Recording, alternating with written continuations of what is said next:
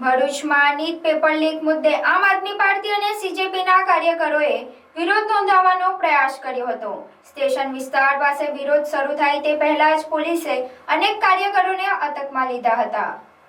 વિરોધ દરમિયાન કાર્યકરોએ માંગ કરી હતી કે દિલ્હીમાં નીટ મુદ્દે વિરોધ કરી રહેલા વિદ્યાર્થીઓ પર લાઠીચાર્જ ન થવો જોઈએ।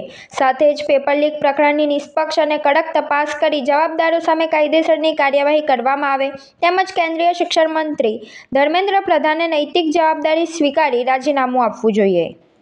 ભરૂચ જિલ્લામાં ભરૂચ રેલવે સ્ટેશન પાસે જે બાબા સાહેબ આંબેડકરની જે પ્રતિમા છે એમની પાસે ભરૂચના લોકો દ્વારા સીજેપીના પ્રોટેસ્ટ જે દિલ્હીમાં જે જંતર મંતર પર જે પ્રોટેસ્ટ ચાલી રહ્યું છે એના સમર્થનમાં આજે પ્રોટેસ્ટ કરવામાં આવ્યું હતું, પણ પ્રોટેસ્ટ પૂર્ણ સારી રીતે થયું નથી। પોલીસ દ્વારા અમને ડિટેન કરવામાં આવે છે, પણ અમારી એક જ માંગ છે કે જે સિસ્ટમમાં જે ખામીઓ છે, જે પેપર લીક થાય છે દર વખતે, તો એના માટે જે સ્ટુડન્ટ સુસાઇડ કરે છે એ હવે થવું ન જોઈએ। સિસ્ટમને સુધારવાની જરૂર છે।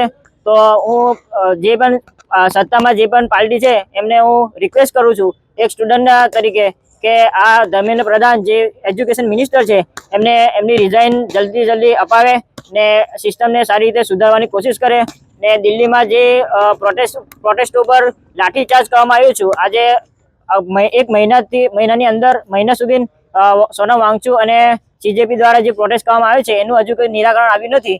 એટલે એનું નિરાકરણ ત્યારે જ આવશે જ્યારે education minister Dharmendra Pradhan resign આપશે અને દિલ્હીમાં જે સ્ટુડન્ટ પર પ્રોટેસ્ટ થાય છે તે હવે ન થવું જોઈએ। દિલ્હીમાં જે સ્ટુડન્ટ પર જે અત્યાચાર થાય છે તે ન થવું જોઈએ। બસ મારી એટલી જ માંગ।